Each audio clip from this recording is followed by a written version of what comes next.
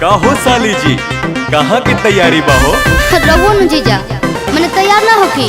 ओहो बुझ गई नी, मनबू ना सो। हाँ जी।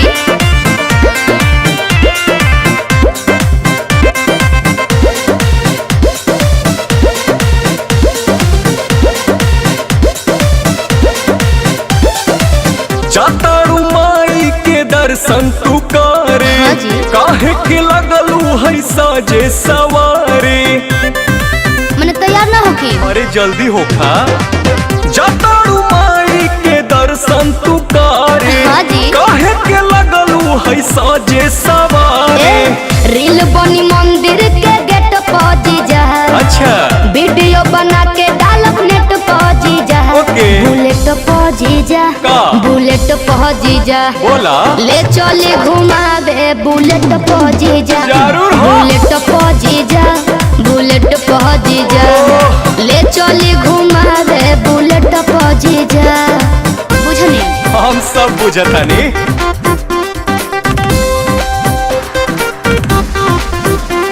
बुलेट पर जीजा, बुलेट पर जीजा।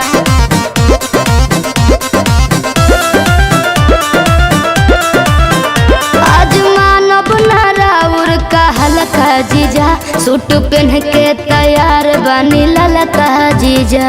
अच्छा ठीक बा, ए जीजा जी सुना जौन कहबू खाए के साली उ घर ही लिया दे हबो। अरे ना जी। डेयरी मिल्क कहा चॉकलेट दू पैकेट खिया दे हबो। मानव ना हम चॉकलेट पर जीजा, अरे चाउमीन चाट के प्लेट पर जीजा। बुलेट पर जीजा, का? बुलेट पर जीजा, बोला। ले चले घुमावे बुलेट पर जीजा। आहो। बुलेट पर जीजा, का? बुलेट पर जीजा, ले चले घुमावे बुलेट पर जीजा। अरे भागत काहे बनी? तोहरी कहाँ भागतानी।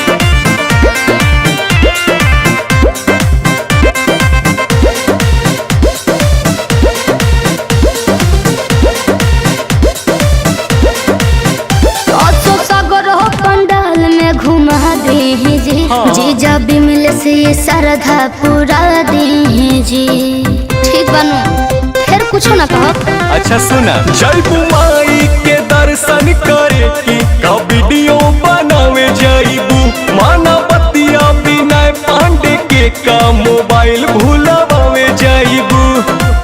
आई है नेटार गेट पहुंची जा, अरे ना हो चली पंडाल वाला सेट पहुंची जा। हाँ। बुलेट पहुंची जा, का?